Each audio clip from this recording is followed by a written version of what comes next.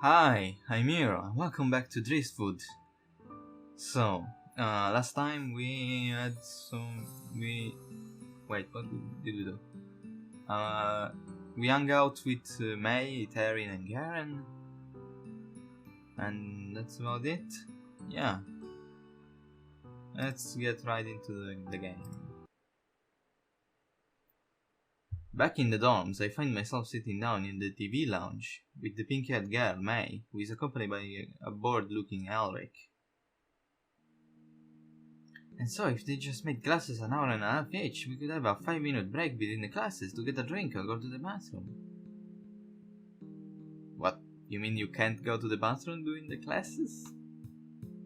You have to... What if you have to pee, like, when you enter the class, and then you have to wait, like, 3 hours? That's... You know, why am I even asking these things? Never mind.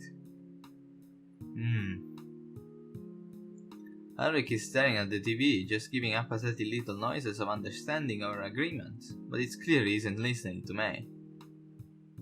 That way they wouldn't be able to complain about us having to leave class for the two, cause we'd all have the chance halfway through. Are you two even listening? I give a sharp nod, signaling that I was at least paying attention, even if I didn't want to. Ulrich, on the other hand, just gyrated his jaw to the side in a yawn before nodding. Yeah, great idea, May.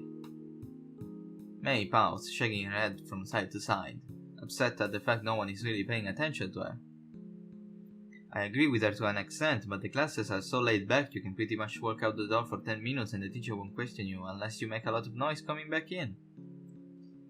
You could maybe talk to Elizabeth or something? Elizabeth hates me. No shit. I can't imagine why.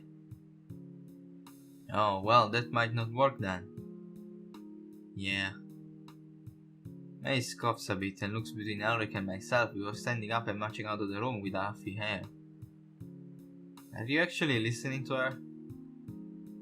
Unfortunately, I couldn't block her out. He flashes a grin and we share a bit of a snicker. A good deal of freshmen have a hard time dealing with the long class times because they all have ADHD. All of them? Yeah, all of them. Elric leans back in the sofa of the lounge with little care as to how heavy his statement is. May's the only freshman I know, so I'll take your word. She's... whatever, kind of annoying, but what's up with you? The inquiry is a little vague, and I'm forced to arc my eyebrows questionably. What do you mean? Jay said he saw you across the street with Garen and May. Garen giving you any trouble? Huh? Eric just looks to the door for a moment, as if checking to make sure no one could eavesdrop. Well, rumor has it Garen's a bit of a douche. I don't know him that much though. Was just looking out for you. Eric's statement makes me smile a bit, but it also opens my eyes to the fact that the whole school isn't perfect after all. I'm sure there are different cliques and groups that don't like each other very much. No, I was just hanging out with him and May. Taryn too. You hang with Taryn? Yeah, bro, she's my waifu. Eric gives me this concerned look, as he's worried about this fact just as much as he was judgmental about Garen. I almost said Karen. The fuck, man. Yeah, why? Well, I mean, she's kind of a cunt. I noticed. She's a gay though, I guess. Eric shrugs, nodding his head in acceptance of my opinion. Well, I'ma head to bed, tired as fuck and it's getting late. Or, wow, what the fuck, it went night just in a second. It was light, it was daytime just a second ago, come on man. I offer Eric a dismissive way, letting him go without any opposition to the idea. I'm left alone in the TV room, staring blankly at the screen.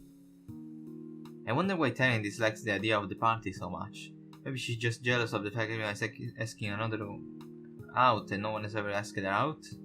Yeah, that's what I said in the last part, Marcus. Come on, man. You'd have to be faster with this thinking. So, uh, if no one asks her out, what do we do, Marcus? Come on, you know what I'm thinking. Give me the option to ask her out, and I will... I don't know. I already love this vision now, so I don't know what else could I do. I grabbed the remote controller to the TV in a preemptive plan to turn it off, but a blur of white bounces into the room, which nearly makes me throw the remote control to the TV at it in self-defense. Hey yo, it's your boy Easy Beasy. Come on, man. The writing for Matt is just... It's good, but it's bad. It's so bad it's good. No, it's just Matt. I'm half tempted to throw the remote anyways, you can never be too careful. Hi Matt. What's good in the hood? Just hanging out. You? I'm on the hunt. Matt grits his teeth, narrowing his eyes as he scans the room. For what? Big booty bitches, duh.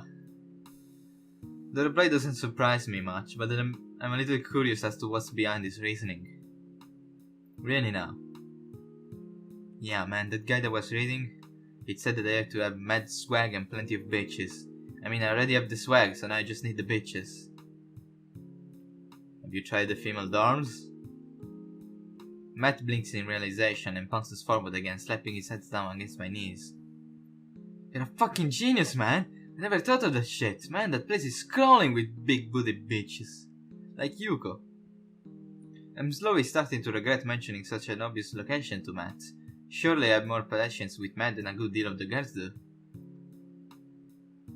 Yeah, you're welcome. Anyways, I'm gonna head to bed. I push Matt's hands off my knees and stand up, slipping past him without another word. Being a part of Matt's shenanigans isn't high on my list of things to do tonight. Going to bed a little early is much more appealing anyways.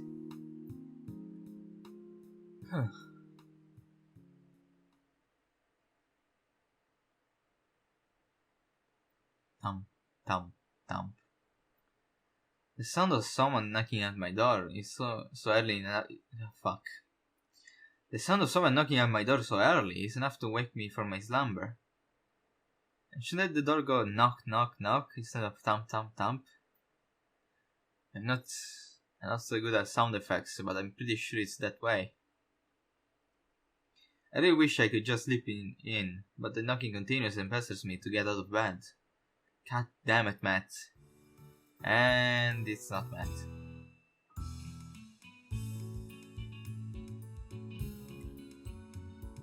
Wait, you are... Yuko? Is it Yuko? Yes, I think Yuko said to be free on Sunday. Asked us about if we were free on Sunday, yeah. So, I guess this is Yuko? I don't know who draws these things, but I'm noticing that the drawings are pretty inconsistent. The sprites are away, and then you make a CG with the same character and it looks completely different. So it really looks like another girl. Okay, never mind. I stumble out of bed and open my door to reveal who the hell was trying to wake me up so early on a Sunday morning. To my surprise, Yuko stands in the middle of the hall, wearing something aside from the uniform, which I've grown accustomed to seeing on every day, even outside of school. Her clothing choice is physically appealing and accentuates her figure, but it's still classy to the extent of not looking too risque or smutty. But I can't deny the fact it's hard not to notice her assets. Good morning, Marcus. Morning. What time is it anyways? And the close-ups again. Now she looks like Yuko. Yuko grins, not seeming to care about the fact I'm still half asleep. Time for you to wake up, sleepyhead. Well, I'm up. Did you want my help today or something? I remember you needed me not to have plans. Actually, I was going to treat you and a few people to breakfast to welcome you and congratulate you on your first week of school here. What?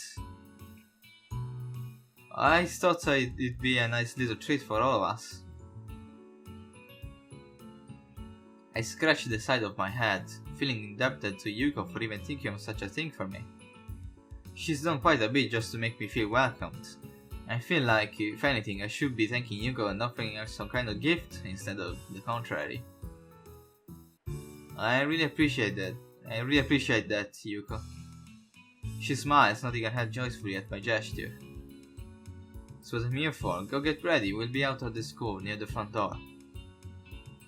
Alright, I'll meet you over there.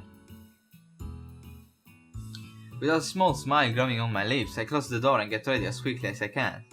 God damn man, I got a date! But not with the girl I wanted to. Today's weather is a little chilly and I can sense the summer is on its last legs. The ground is coated with the small traces of red and brown leaves, indicating that fall is on its way. I've gotten into the habit of wearing the uniform over my regular clothing, mostly because of how comfortable it is. I also think I look good with it on, which is a rare occasion, figure I've always been sort of picky about what I wear. So I might as well wear it if I like it. Yeah, let's wear the same thing every single day. I find Elric and Jay at the front of the school near the entrance. Hey guys. Elric yawns quietly and slaps himself lightly in the face, trying to wake up. Hey man. Jay seems just a bit more awake. It's obvious to see that they both didn't get much sleep last night, or just weren't prepared to wake up so early. I can hear the sound of light-footed steps on I can't read, it's so white, on pavement, and I glance towards the school for a second to see that Yuko is on her way over towards the three of us. She pauses as she reaches where we stand, looking up the road for a moment before pouting. Where is he? I told him to be here. Well, is Matt really reliable? The three of them go silent in disbelief at the honesty of my comments. Maybe it wasn't such a good idea for him to drive us. Eric and Jay groan out in agony at the fact that Matt may not even show up. Suddenly, the vibration of a powerful sound system thumping can be heard in the distance, and a car swerves into the sandlot of the school's road system. Okay. Well, it looks like Matt. The car pulls up and the window rolls down, revealing Matt. I'm not gonna lie, he looks like a total tool, but at least he has a car and a license and is willing to drive us all to breakfast. I can be grateful to him for that much. Aside from Matt's... Oh, I have to sneeze. Come on. And it doesn't come out. Okay. Aside from Matt's shitty and unpredictable driving skills, the trip into the town Yuko had planned to have breakfast in is quick and easy. The small restaurant has a homey atmosphere, kind of like a really aged house that a grandmother would live in. We all sit down at a secluded booth. It's quiet inside, but the occasional sound of rustling pans and dishes breaks the silence. Oh, now I really have to sneeze. Hey, come on. When I talk I have to sneeze, and when I stop talking it doesn't come out.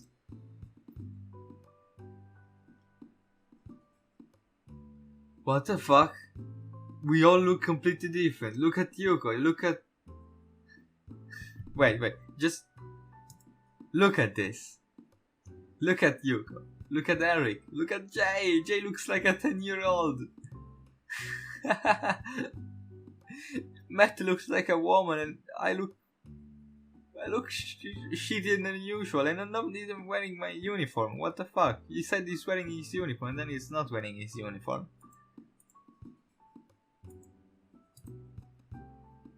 Okay, never mind. I'm sitting across from Jay, Yuko and Eric while I'm forced to sit beside Matt.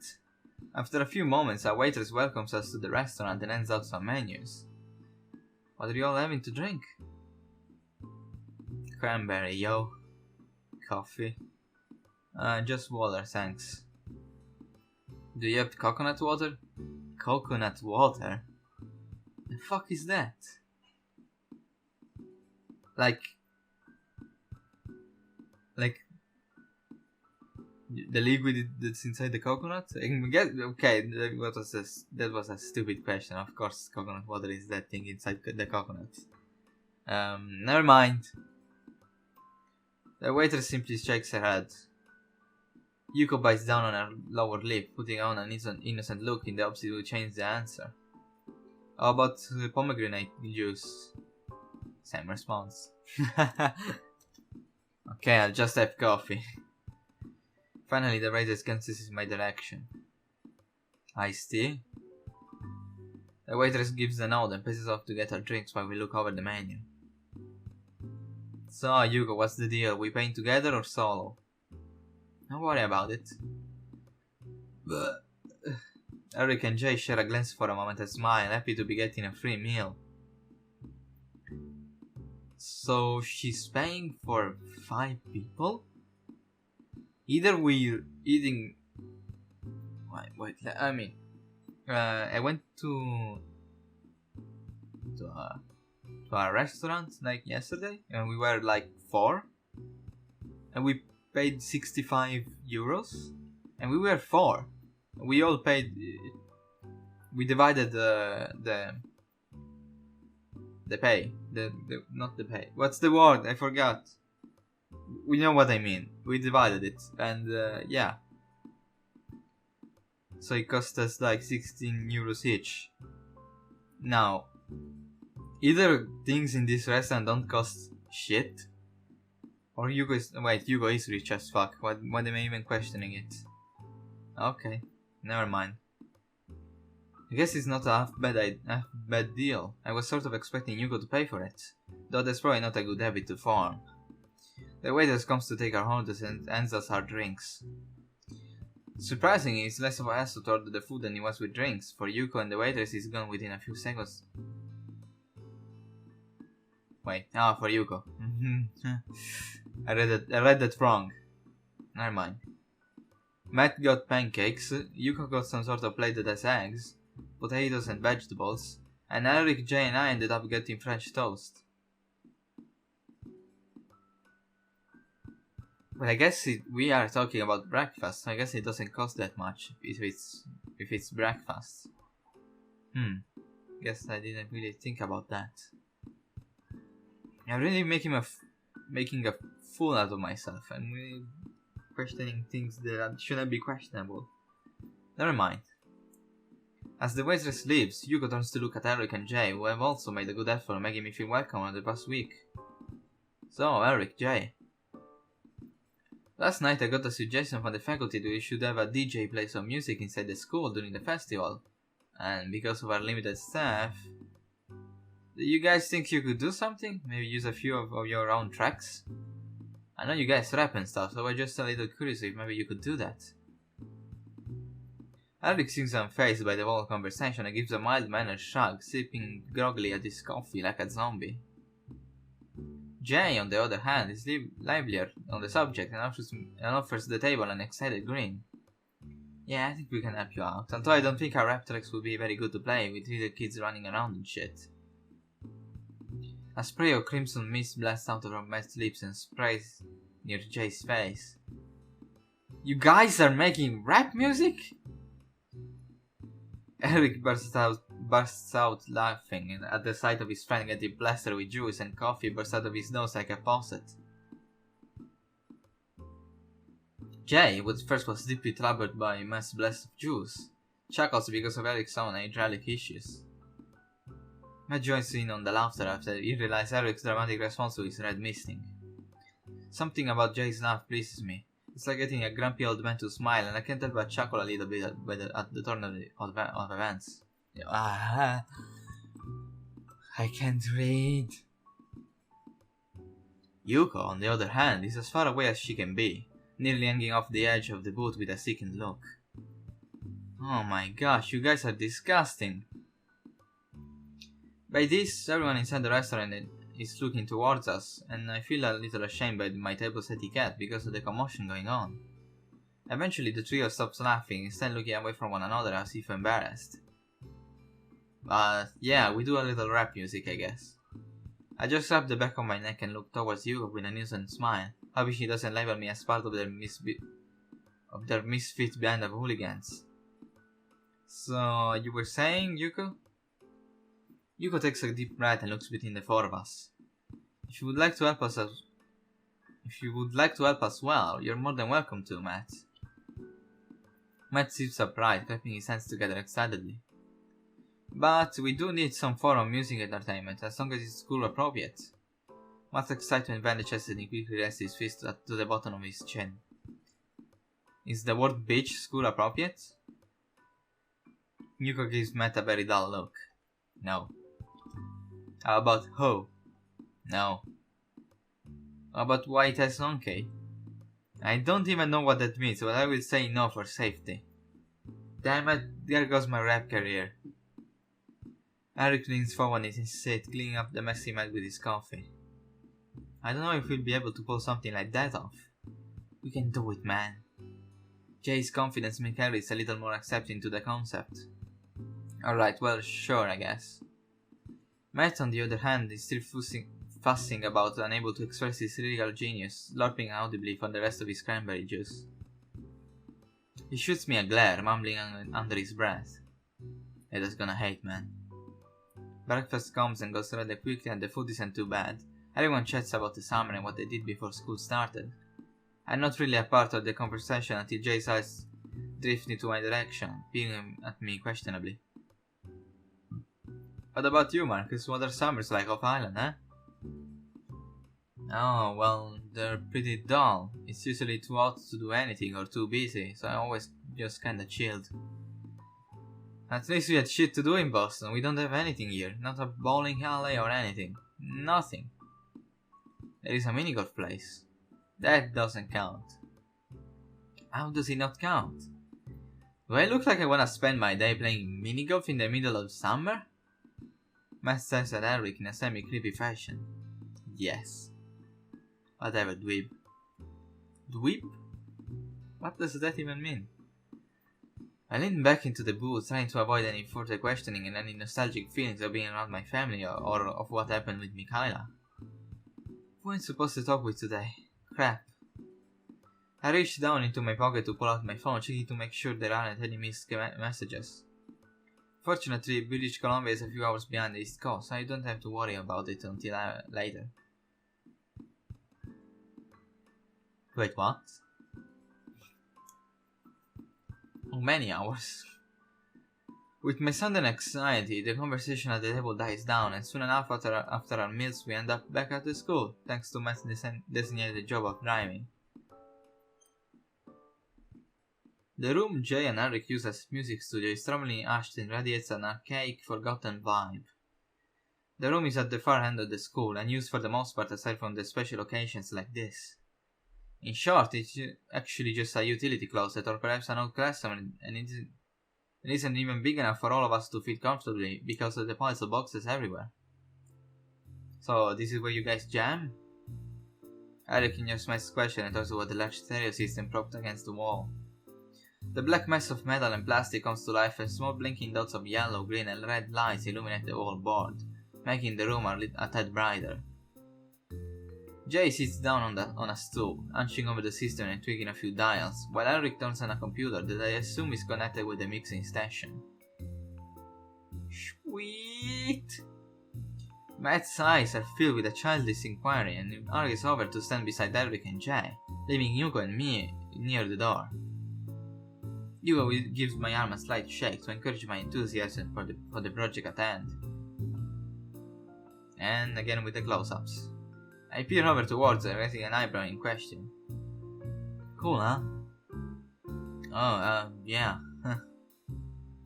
She dubs my response, whispering under her breath. I'm sorry, I was just trying to get you more involved with everyone, as well as get some stuff done for the festival. At least you get to know them a bit better, right? And what exactly are you going to be doing when we try to create music out of nothing? Taking a break from a long duty of organizing everything. Ah, that seems a little unfair, making us do the work so you can have the day off.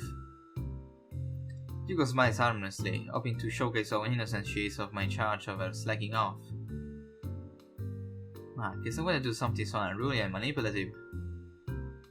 She tries once more to sway my opinion, fluttering her eyelashes as a puppy-eyed pout forms on her face. I'm not buying it. I think you were bribing us with pancakes and maple syrup. If father realized what I had, they probably wouldn't be motivated to work on the family-friendly music at all. I give you a small grin and step forward as if we were going to tell the other three in the room about the scheme to take the day off. Her hand reaches out and tugs at my wrist, pulling me back towards her. I bought breakfast for you! Alright, fine. I keep quiet. Oh, thank you. I'll talk to you later, Marcus. I wave off the idea that I was actually upset that Hugo was getting a day off. I let her go so I can join Alec, Jay and Matt at the little riff-raff music production studio. Feeling a little out of place, I simply watch and listen to them talk to one another, nodding my head as if I understand everything they said. Honestly, I don't have a clue as to what they're talking about. Sadly, it seems that Matt has a better idea than I do, or he's just better at pretending to understand. It's hard to tell. Yo, we should get some boosted bass up in this bitch, make the whole school bounce. Yeah. No. Oh, come on, why not, homies? You're not a gangster, Matt. Head is gonna act, man. Hey, what happened to his sunglasses? Matt, what are you going to do with your life? Matt actually cracks a grin at this question, chuckling quietly. I have no idea. And what about you, huh? The retort catches Jay off guard and he simply rubs at the side of his hand. I want to go into music, but I might go into biochemistry or something in college. Real? I thought you hated the stuff. Used to. I really like it this year. It's fascinating. Eric grins, looking towards Matt for a second, who seems to catch the same drift and grins. Nerd! Yeah, whatever you guys say. Eric and Matt laugh with each other for a bit longer, but eventually they simmer down and go quiet. We spend the next few minutes focusing on making a mixture of tracks to form a remix of popular and older songs for the Harvest Festival. In the end, I feel a bit uneasy with the whole concept of helping out, because I'm mostly just looking over Eric and Jay's shoulders. I excuse myself and slip out of the room to head to the bathroom at the front of the school and to get a breath of fresh air. It's hard to breathe inside the closet science room with it being so stuffy, all four of us packed inside like sardines. Once finished with my visit to the bathroom, I step outside and am greeted with the sight of a familiar pair of figures standing on the deck area. Garen and Taryn? No, Taryn and May. Oh, hi Marcus. Great, I have to talk with them. I mean, at least Taryn is a little interesting. Yeah, right? May just seems like a bubbly teenage guy who won't shut up. Either. What's that look for, Marcus? It's nothing, just a little tired. Taryn can detect my lie before it even comes out of my mouth and she simply grins at me. Tired from what? I stayed up late. May looks between Taryn and me before squeaking out in curiosity. Oh, what are you doing up so late, Marcus? Doing your mom. Taryn knocks back a sneaker, making it obvious she's just trying to spike May's attention. She must know very well that I think May is annoying, but then again, maybe I'm just being over-judgmental. She's not that bad. Just loud and chatty.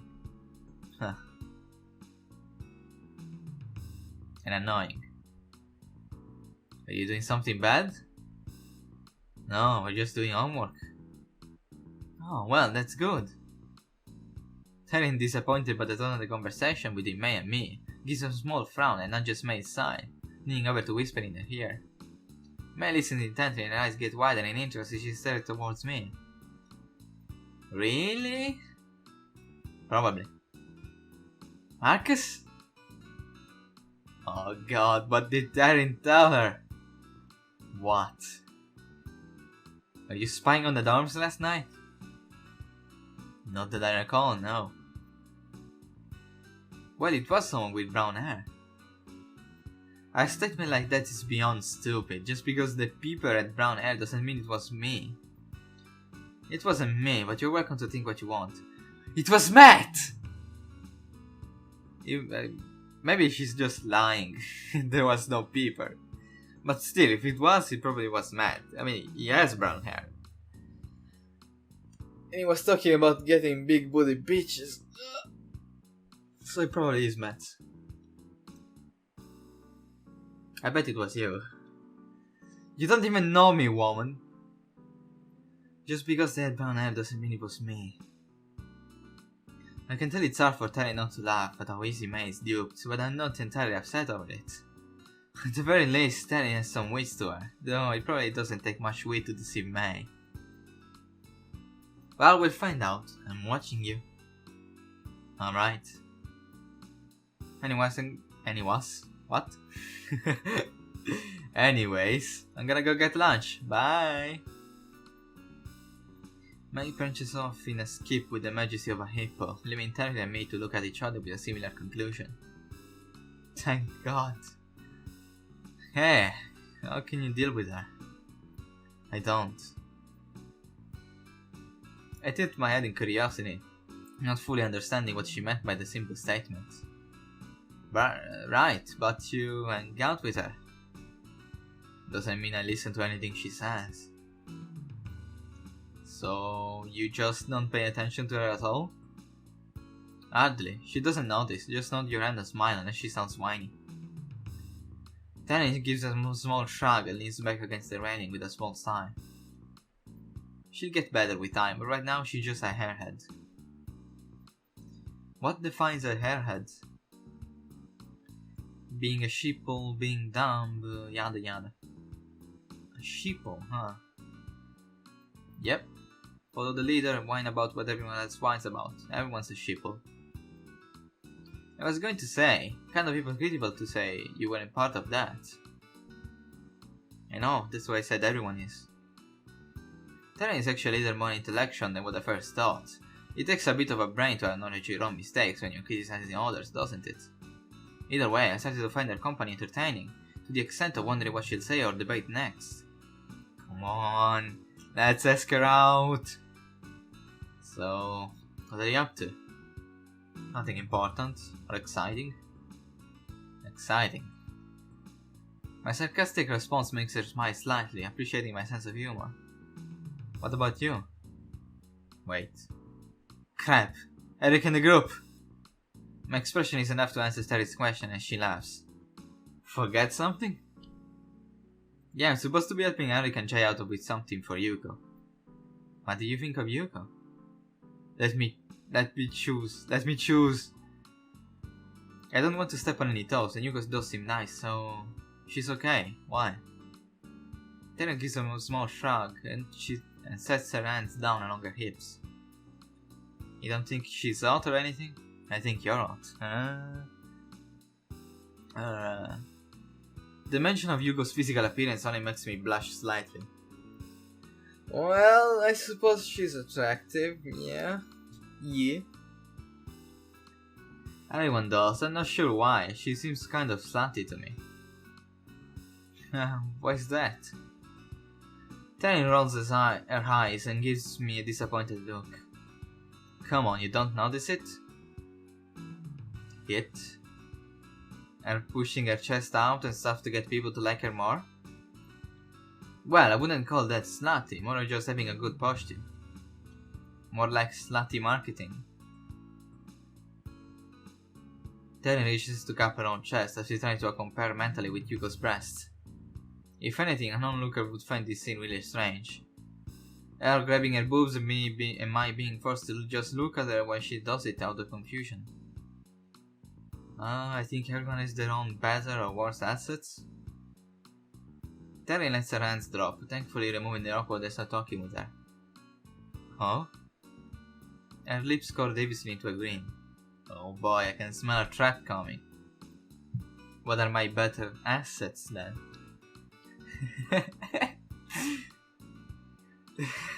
Jeez. I don't know why the word assets makes me laugh. Just because it sounds similar to ass. Assets. The way I said it makes me laugh. It's so stupid. I look at Taryn, eyeing her up and down for a moment, trying to evaluate what exactly it is that makes her attractive. Is she even attractive? I mean, she's a girl, kind of cute if you don't talk to her. Oh no. Her foot begins to tap lightly against the wooden walls, which only makes me even more nervous about answering. Talking with Taryn is like walking through a minefield. Your personality. Huh? She blinks a few times in bafflement, having expected another response entirely. Oh, she's blushing. My personality? Well, yeah. Wait. Her puzzled look contours to that of pure spite and she glares at me. What do you mean, my personality? Am I not attractive? Well, I mean, she's got the wrong idea. Why am I supposed to word what I meant? She's pretty, but what makes her interesting is her mindset and her bluntness. Just because I'm not a supermodel doesn't mean I don't know how to work it. What? I can't help but laugh at such a response, but my cheeks also fill with a dark red pigment, finding this full discussion awkward. I'm not so sure how to respond to that. Darren's glare fades into a small grin, laughing softly at my attempt to remain passive. I think that is all an act, just to push my buttons. Oh, you're cute when you blush. Still a little dorky, but cute, I guess. I blink at her a few times, my face feeling a tad outer than it had moments before. Oh, entertaining. Entertaining? Better than hanging out with me at least. You're fun. Right. I'm fun? I haven't even done anything. Is teasing me fun? I can only imagine that's what she's talking about. Regardless, I pretty much ditched down Eric and Jade, and they might be wondering what the hell I am. Or they might not be, they could be so fully focused on what they're working on for Yuko. Hey, I should probably get back to Eric and... I'm interrupted by the sound of a high-pitched squeal for someone I can only assume is May, based on the eardrum shattering screech. May comes bolting towards us and with a panicked look on her face. Shortly behind her is what looks like a growing mess of splintering mud from the onslaught of pouring rain pursuing May's ankles. The rain isn't calm either, more of a sound downpour that nearly quakes the earth within it as it falls. Terry and I look at one another and then towards the sky. To our surprise, a messy cold-colored cloud is looming over us. I'm surprised I didn't notice it at first, but I was a bit preoccupied with my conversation with Taryn. The first drop of rain clunks me against the forehead, feeling like a small slap. As May and the cloud get closer and closer, it becomes apparent as to why May is screaming. Almost immediately as May reaches where we stand, the sky starts dropping blankets full of water on us. Taryn doesn't seem to mind, but May is beyond upset, her paper lunch bag soggy and falling apart. Let me inside! I open the door and May bolts inside, trying to escape the clutches of Mother Nature. Taryn, on the other hand, just stares up at the sky. Each raindrop hits her in his face with a heavy splat, yet she doesn't react much from the rain cloud's potshots, only flinching every once in a while when a raindrop hits a sensitive part of her face. I watch her for a few seconds, tempted to ask her if she wants to go inside, but the expression on her face is completely unfazed by the rain. Even if the raindrops are the size of pebbles, she looks more pleased and relaxed than anything else. I give a small cough to get Terrence's attention. Are you coming in, or are you just going to get the flu? I've never understood why people think being in the rain makes people sick. She distances her gaze from me for a moment more, and then she just stares up at the sky again, ignoring my courtesy of holding the door open for her. I sense that it's best I don't say anything, so I simply slip inside, letting Taryn enjoy the weather for what it was. Inside, at the front desk, I find May trying to dry herself off with a roll of paper towels, pressing it against her hair like a towel. It doesn't work very well. Nor is it a cost-effective method of drying off. I watched it with a solicitous look, although I'm more concerned about what in the head thought it would be a good idea to dry clothes with paper towels. So, what's with Taryn? She glances up at me, finally, blinks a few times before looking over my shoulder, and out of the front door towards where Taryn is standing. Oh, I don't know, she acts weird sometimes. She's interesting. Interesting? Finding my word to describe Taryn is fascination. May's eyes light up in curiosity. What do you mean? She seems different, I guess. You guess? Well, I don't really know her at all. May's eyes flicker like a candle flame as she beams up at me. Do you like her? Yes. Yes, I do. Please, let me say yes. The suggestion simply makes me roll my eyes and groan. I should have expected as much of as an assumption from someone like May. No, I don't even know her. Damn it. What if you did? Being mocked for something so childish throughout my life is a little annoying, but everyone has to deal with it. Whether it be that Jimmy likes Jill or Tommy likes Sally, everyone usually has some kind of pointless drama about it. I'd know her. May giggles at my sarcastic avoidance of an answer. You like her, huh? Whatever you say. Let me stretch a little. Spotting the group of people I was supposed to be working with is enough to let guilt sink back into my seemingly inconsistent attention span. Luckily, Eric and Jay doesn't seem too bothered by my ditching them, offering me a small wave as they approach. Hey man, what happened? I was getting a breath of air. It was getting out of stuff in there. Yeah, I know what you mean. Eric glances up towards the ceiling and scolds at the sound of the rain slapping against the roof. Damn, looks like we're stuck here until the weather clears up. May's eyes bounce between Eric and me for a few moments before she grins, reaching out to grab Eric's arm, trying to hide behind his shoulder. Marcus likes staring! Eric's initial reaction is to get rid of the unwanted parasite dangling from his arm with a few blades. It fails. Get off me, Wayne, and so what? It's not very smart to go around telling people things that aren't true. So you don't like her? Harry looks unamused by the whole conversation and just looks towards Jay, who gestures him over to go to do something else. I never said that either. Wait, so I'm confused. May pouts and watches as Harry sidesteps away to pace down the hall with Jay. So you do like her? Rubbing my palm against my face is the only thing I can do to express how hopeless I feel talking to May. Sure, Tennis seems cool. At least if I agree with her, she'll shut up about it. I knew it! May simply grins and claps her hands together in triumph, as if agreeing with her gives her the power of the universe. She likes you too. Wait, what? Yes! Yes! Oh, fuck yes! The statement actually hits me fairly hard in the gut and I give a small gag. What? How would you know that? She told me, that's how. Holy shit! Holy shit! We did it, guys! We did it! We did it! Yes! I sound like a 10-year-old. But fuck it. I'm so excited! Yes! Anyway, I honestly doubt that quite a bit. Right, and did the voice inside your head also tell you that it was going to rain today? I don't have a voice inside my head. Could have fooled me. Rude. May simply pauses and turns her attention to collecting the food in the soggy paper bag she laps on the floor, sitting down in the nearest seats with her slices of pizza. Yeah, wet pizza. Alric and Jay are still busy speaking and Matt was wandered off on his own, so I'm left with nothing more to do aside from turn and head for the front door of the school. I reach to open the handle, but the set of Terran is still standing in the same place, now soaking wet, makes me hesitate.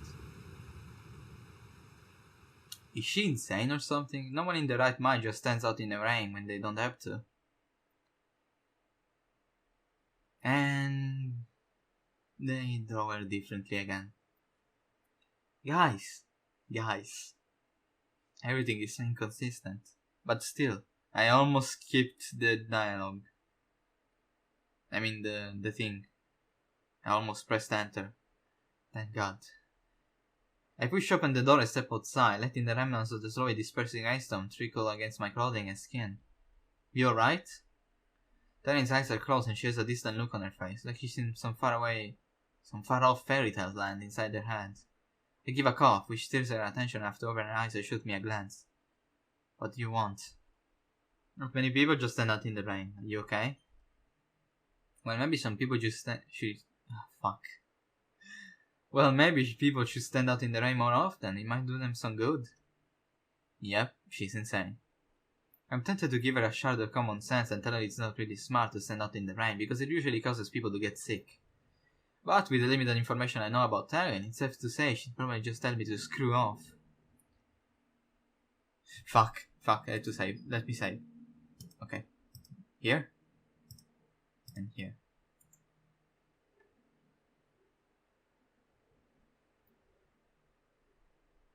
Fuck.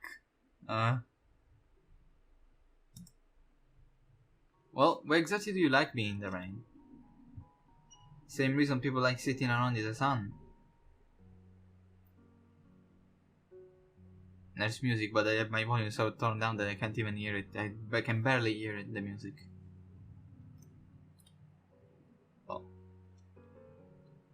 Taryn smiles. The small droplets of water drag along her pale complexion and trace around a new expression. I think I chose the right thing. Same reason? I enjoy it like people enjoy the sun. There isn't anything wrong with that.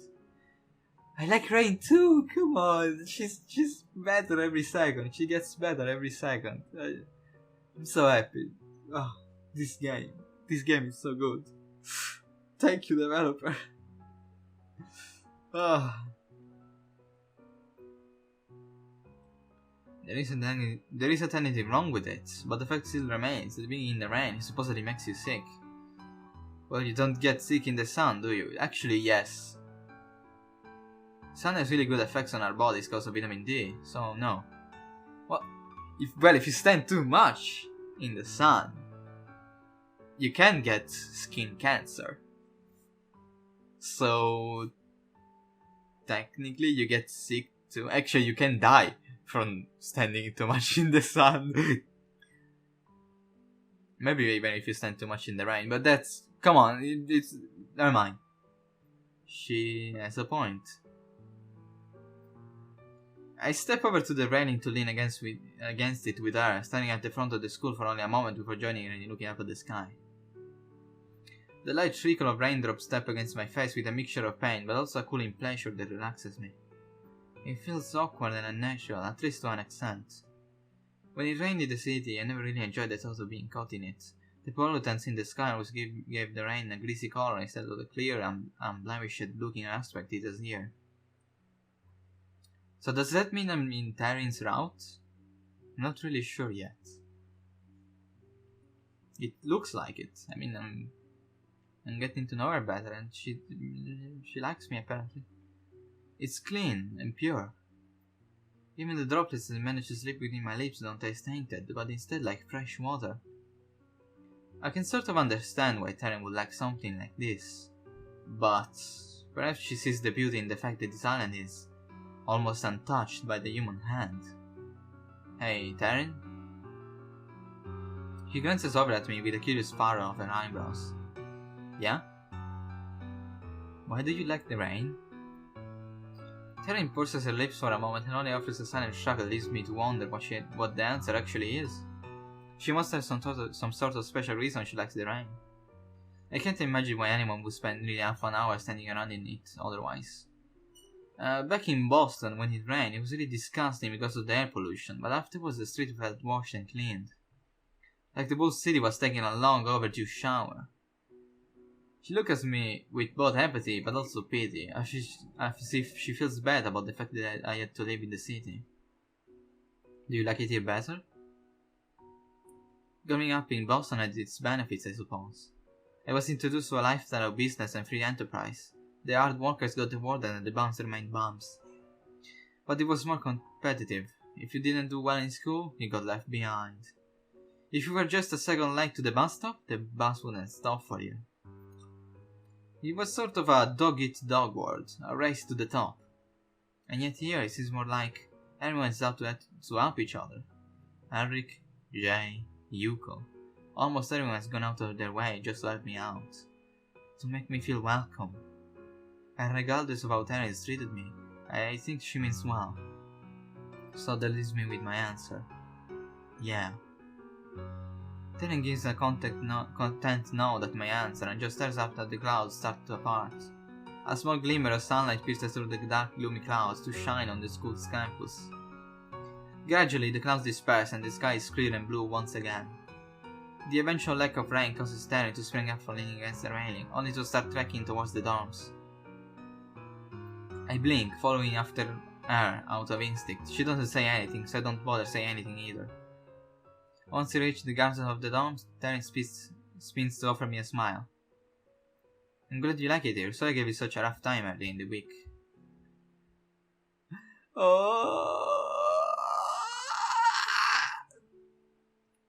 Such an apology isn't expected, so just blink at her for a moment.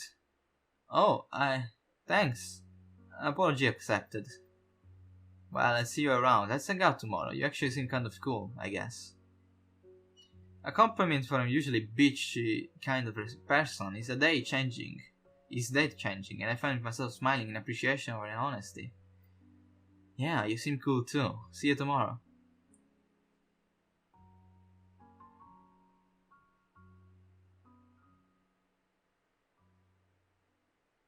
Okay. It's been 52 minutes. This is longer than I anticipated. So, this episode, we got things done, bitch. We the man. We are the man. So, yeah. We good. So, I'm gonna call this a part.